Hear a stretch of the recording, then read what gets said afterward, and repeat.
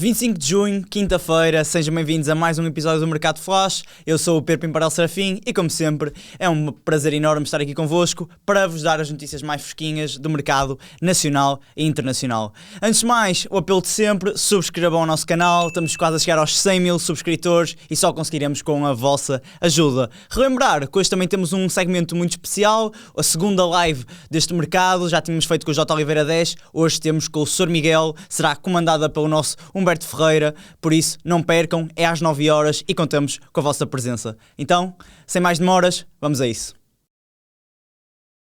E o grande tema do dia de hoje é Franco Mastantuono. É um jogador que interessa a Benfica e Sporting, segundo o Mundo Deportivo, um dos jornais, um dos portais mais conceituados em Espanha. Os dois clubes lisboetas, segundo o que o Mundo Deportivo apurou, já terão perguntado mesmo ao Real Madrid condições para este negócio se concretizar. Claro, sempre nos moldes de empréstimo, uma contratação seria completamente irrealista. E teremos também que referir que é um jogador que não conta para José Mourinho para a próxima temporada. O Real Madrid está cheio de opções para aquela posição de médio ofensivo, Jude Bellingham, Arda Güler, o próprio Nico Paz, que é uma grande possibilidade, já temos vindo a falar sobre isso, de um regresso, e como tal há muito poucas vagas para aquela posição dos merengues, que já está muito requisitada. Estamos a falar de um craque, não vale a pena estar a falar muito de Mastantuono, porque toda a gente já o conhece, é uma pérola que veio com um grande estatuto. O Real Madrid desembolsou 63,2 milhões de euros na temporada passada ao River Plate para ir buscar esta pérola argentina, e é um jogador tecnicamente acima da média, com uma visão muito apurada. É um jogador que tem também uma grande facilidade em rematar fora da área. Eu lembro-me de um gol que ele marcou ao Boca Juniors, um livre tremendo, e ele é um jogador com um portfólio vasto, mas que é muito difícil se ingrar num clube como os merengues, pelo menos por agora, e como tal, um empréstimo é visto com muito bons olhos. Ele que oferece cerca de 9,1 milhões de euros por ano. É um valor muito avultado para uma equipa portuguesa, qualquer uma das grandes, principalmente. Nem Benfica, nem Sporting, nem Porto conseguem dar tanto a um jogador. Rafa Silva, por exemplo, oferece 5,3 milhões de euros por ano, Trincão cerca de 4,9, e como tal, o Real Madrid teria que comportar pelo menos metade desse valor salarial. Há cartadas tanto do Benfica e do Sporting que podem ser vistas de forma positiva pelos madridistas. Por exemplo, o Benfica é uma equipa que tem excelentes relações com o clube de Madrid.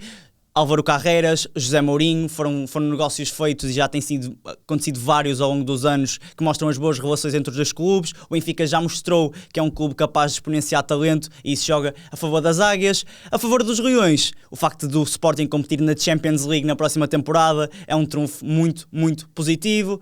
Os dois clubes têm coisas então a seu favor, mas contam com a concorrência de outros colossos europeus. Inter Milão, Tottenham, Rennes, River Plate, também quer o regresso do jogador, serão concorrentes também muito difíceis de ultrapassar. Realçar que quem corre na linha da frente neste preciso momento é o Vila Real, está disposto a pagar metade do salário do jogador, e o jogador tem uma clara vontade de permanecer na La Liga. Salientar que ele tem um valor de mercado para o 0-0 de 45 milhões de euros e um contrato que se estende até junho de 2031. Falamos agora ainda de Benfica. Estivemos a falar aqui, este foi um meio termo entre Sporting e Benfica. Vamos agora falar de Andreas Schjelderup. Como avança então para a aquisição da pérola nórdica, de acordo com a Gazeta dello Sport. Só que o Benfica mete o pé, não quer que o negócio se concretize, já mostrou isso bem claro, e não negocia num valor abaixo dos 40 milhões de euros. É um valor muito avultado para um clube como o Como, que procura então soluções para que este negócio vá para a frente. Uma delas é tentar baixar o preço, seja com a inclusão de um jogador, seja com sentar-se à mesa das negociações e falar com o Rui Costa, com outro envolvido no negócio, ou um empréstimo com opção com compra obrigatória no final da próxima época. Também é uma opção, mas eu acredito que o Benfica queira já receber o dinheiro de pronto, no imediato, sabendo que tem que construir um plantel de acordo com o olhar de Marco Silva. Vamos esperar para ver mais informações sobre esta incursão, sabendo que Andreas Schjelderup tem um contrato até 2028, mas o Benfica já apresentou então uma proposta de renovação por mais 3 anos, meteu 18 milhões de euros em cima da mesa pelos 5 anos para o avançado nórdico, mas está a haver algumas dificuldades aos empresários e ao mesmo ao clube de chegar a um acordo. Os empresários ainda não deram uma resposta sobre este dossiê e de Sheldrup não é preciso falar muita coisa, foi uma época de afirmação, 10 golos, 7 assistências, aquela partida frente ao Barcelona mudou muito o rumo das coisas, ele que já estava praticamente assegurado no Clube Bruges. E então, vamos ver então o que é que vai acontecer nesta novela, que eu acho que vai ter mais capítulos após o Mundial, que o jogador ainda está a disputar, e vamos ver o que é que vai acontecer. Andreas Sheldrup tem um valor de mercado de 30 milhões de euros e uma cláusula de 100 milhões. Tiago Margarido é oficial, é o novo treinador do Vitória e assinou um contrato válido até ao final da próxima época. E ele ainda vai ter então mais um ano de opção, caso as coisas corram também bem nos vitorianos. Tiago Margarido, não é preciso falar muito, ele fez um excelente trabalho no Nacional, subida na época 2023-24 para a Primeira Liga e depois 14º lugares nas épocas que sucederam. Mostra bem o trabalho que Tiago Margarido tem feito. O Nacional não costuma ter plantéis muito fortes ou que pensem em competições europeias, o objetivo passa sempre muito pela manutenção e Tiago Margarido assegurou isso em 2 épocas consecutivas após uma subida de divisão. Ele vai trabalhar então com o Rui Rodrigues, que é então o novo presidente dos vitorianos, que certamente vai querer uma classificação bem melhor que na época anterior. Na época anterior o Vitória acabou no 9º lugar, é uma posição que não agrada aos adeptos, que não agrada à estrutura, e acredito que Tiago Margarido terá o dever então de conseguir levar a equipa às competições europeias. Por sua vez, Gil Lameiras vai orientar a equipa B na Liga 3. Falando ainda de Vitória, Diogo Sousa é oficial, segue para a França pelas portas do Strasburgo. E ele vai render então aos cofres do Vitória 11 milhões de euros. Assinou um contrato válido por 5 temporadas e, a meu ver, foi uma das grandes revelações desta temporada. 28 jogos disputados então pelos vitorianos e é um jogador que me chamou pelo menos a atenção por ser um jogador muito cerebral, é um jogador que pensa muito bem o jogo, orientou e comandou em tenra idade um meio-campo do Vitória, que conta com vários jogadores experientes, e ele não teve medo de assumir a batuta em vários jogos e fê-lo com clara distinção, e vai para um projeto que está habituado a lidar com jovens talentos. O Strasbourg conta, por exemplo, com André Luiz nas suas fileiras, Diego Moreira, Júlio Inciso, um avançado com muito potencial, e por isso acho que fez a escolha certa, foi para um clube habituado então a este tipo de abordagens e apostar em peixinhos novos que vão aparecendo. Diogo Sousa, que tem então um valor de mercado de 8 milhões de euros. Djibril Soumaré é oficial, deixa o Braga rumo ao Stoke City no negócio a rondar os 4 milhões de euros. Os arsenalistas mantêm ainda uma mais-valia futura de 20%. É sempre uma arte de salvaguardar uma potencial transferência e um bónusinho monetário que vai aparecendo futuramente. Os clubes portugueses têm apostado muito nisso, de manter estas mais-valias em futuras transferências para se salvaguardarem numa eventual explosão, entre aspas, de um jogador, e acho que o Braga fez o que devia fazer. Djibril Soumaré, médio senegalês, que nunca conseguiu encontrar espaço na equipa principal, só fez 2 jogos em 2023-24 na equipa principal dos arsenalistas, foi cedido posteriormente ao Nacional, ao Sheffield Wednesday, deixou lá boas indicações e vai continuar então no Championship, e ele que tem um valor de mercado de 2 milhões de euros. Tiago Fernandes é oficial, regressa ao Sporting para orientar a equipa B. É um treinador que conhece os cantos à casa, foram 8 temporadas na Academia Cristiano Ronaldo e foi um treinador que teve uma época muito, muito feliz. Esta última conseguiu uma manutenção com o Portimonense, as coisas... Esperava-se mais dos alvinegros na temporada, mas as coisas não correram como estava previsto, mas no final de contas a equipa conseguiu-se manter na segunda liga, 15º posto. Aquela vitória frente ao Farense na última jornada foi decisiva para esta manutenção, num jogo que ficou marcado também pela comemoração muito efusiva de Tiago Fernandes, que mostra que tinha um carinho muito especial pelo clube. E o Sporting B, dar a indicação que o Sporting B tem muitos diamantes para lapidar. A formação do Sporting tem muitos diamantes para lapidar. Manuel Mendonça, Mauro Couto, Eduardo Felicíssimo são jogadores com potencial, e Tiago Fernandes também ficará encarregue de pegar nesta nova fornada que está a aparecer então nos Leões e transformá-los em jogadores para a equipa A. O objetivo para Tiago Fernandes eu acredito que seja uma colocação melhor do que o 13º lugar, garantido então pelos Leões na última temporada. Acho que o Sporting tem capacidade, apesar de ser jovens talentos, não é como todas as equipas B, mas de obter uma posição bem mais considerável. Abrimos esta janela do setor internacional com Alex Grimaldo, está muito perto de se tornar então reforço do Atlético de Madrid num negócio que deverá rondar os 25 milhões de euros mais bónus. Alex Grimaldo, questionado sobre esta eventual transferência para os colchoneros pelo streamer Ibai Llanos, foi muito claro. Está claro que existem conversas, falei com eles, mas ainda não há nada oficial, disse então o lateral espanhol. E é um jogador que não tem tido uma quebra assim tão grande com o passar da idade. Por exemplo, esta última temporada foram 14 golos e 12 assistências, números muito positivos e muito esclarecedores da habilidade então do ala espanhol. Ele que saiu do Benfica e foi decisivo para a conquista do título do Bayern Leverkusen em 2023-24, amando então de Xabi Alonso, ele fez uma época tremenda. Lembro-me também de Jeremy Frimpong, que fez uma época pela direita também soberbo. Os alas dos farmacêuticos nessa temporada estiveram a um nível muito elevado. Ele que seguir agora para o Atlético de Madrid vai ter a concorrência então de Matteo Ruggeri.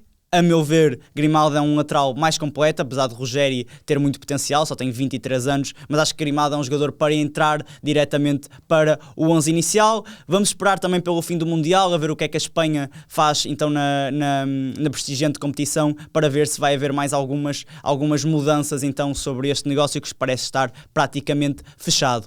Grimaldo que tem um valor de mercado de 19 milhões de euros e um contrato que se estende até junho de 2027. Já oficial é Martin Dubravka, que é então o novo guarda-redes do Tottenham, assina a custo zero após o término do vínculo então com o Burnley. Estamos a falar de um guarda-redes experiente, tem 37 anos de idade, um guarda-redes já com currículo, tem passagens no Newcastle, no Man United.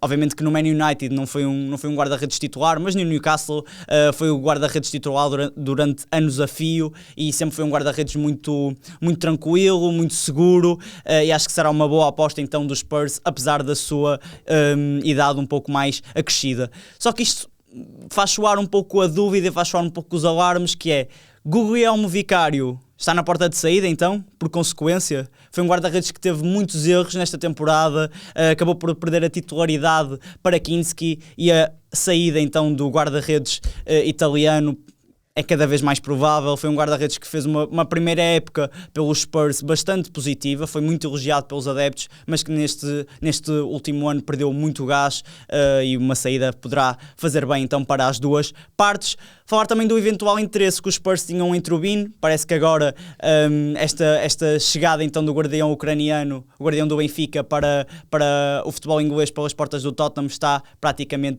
fechado, não vai acontecer porque há mais então um guarda-redes nos Spurs. Félix Nmecha parece ter entrado então no radar do Bayern de Munique. O médio do Borussia Dortmund captou o interesse então dos Die Rotten e atenção, isto não é algo novo. Já vários jogadores entraram na sonda do Bayern de Munique e acabaram mesmo por seguir para o Colosso Bávaro. Lembro-me de Rafael Guerreiro, Mats Hummels, Mario Götze, Robert Lewandowski, estes últimos dois, se calhar, as transferências mais impactantes, sabendo que foram jogadores que tiveram muito impacto nos Borussia na altura. E este interesse por Félix Nmecha, quem está atento a este Mundial não causa estranheza, não é? É um jogador que é forte fisicamente, capaz de progredir com a bola, com muita capacidade de ler o jogo, de leitura de jogo, e para mim tem sido até um dos melhores jogadores desta competição. Mas atenção que o Bayern de Munique, se calhar este interesse, este investimento que seria preciso então para o meio campo, pode não fazer muito sentido, tendo em conta os jogadores que o Bayern de Munique tem nas fileiras. Estamos a falar de Alexander Pavlovic, Joshua Kimmich e Tom Bischoff. São jogadores com muita qualidade, são jogadores que têm um estatuto já grande no Bayern de Munique. Então ter agora um grande investimento para ir buscar uma peça a um setor que já está bastante bem reforçado, acho que pode não fazer muito sentido. O Borussia Dortmund também não quer vender o jogador, então eu acho que vai ser uma transferência que neste preciso momento não vai ser concretizada. Também é preciso realçar que Nmecha, a partir de 2027, passa a ter uma cláusula de 80 milhões de euros e em 2028 passará a esta cláusula passará a 70. Se calhar são valores que podem ser um pouco mais interessantes para os colossos europeus olharem para Nemesha com outros olhos. Manchester United também está interessado, ou pelo menos estava, mas agora com a contratação de Ederson eu acredito que este interesse foi posto então em águas de bacalhau. Realçar que Nemesha tem um valor marcado de 52 milhões de euros e um contrato que se estende até junho de 2030. Kang-in Lee, extremo do PSG, vai então rumar ao Atlético de Madrid. Já há um princípio de acordo entre as duas partes e o negócio ficará concretizado nos 25 milhões de euros. Kang-in Lee está a precisar urgentemente de uma mudança, ele que não é titular do PSG, numa equipa que tem muitos bons jogadores para a frente de ataque, mas é um jogador que tem muita qualidade, é um desequilibrador nato, é um extremo muito rápido, com drible curto, mas que pronto, numa equipa como o PSG não tem somado muitos minutos. Nesta última época ainda conseguiu, apesar do pouco tempo somado, 9 contribuições para golo, que já são números bastante interessantes para os radares europeus. E apesar das coisas no clube francês não terem corrido da melhor maneira, ele na seleção está-se a apresentar a um grande nível pela seleção sul-coreana, tem feito grandes exibições neste Mundial e tem sido um dos elementos mais inconformados numa seleção que vem de 2 derrotas nestas últimas 2 aparições no Mundial e que está à espera de saber o seu futuro, se vai continuar ou não na competição como melhor terceiro lugar. Kang-in Lee tem um valor de mercado de 29 milhões de euros e um contrato que se estende até junho de 2028. O último negócio do dia é o de Carlos Carvalhal, ele que está na mira de 2 clubes internacionais, o Almeria e o Vasco da Gama. Carlos Carvalhal saiu do Braga então no final da temporada 2024-25, deu uma pausa na carreira de treinador e dedicou-se então a ser comentador nesta última época.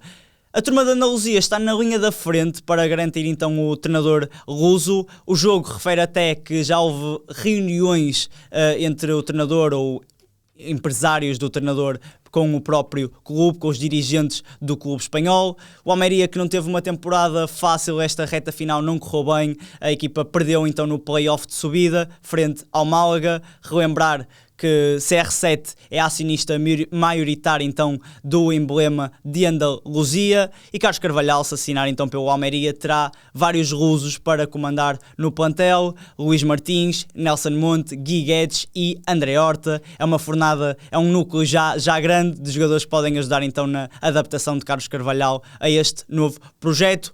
Recorde-se que Carlos Carvalhal já esteve em Espanha na temporada 2022-23, onde comandou então o Celta de Vigo.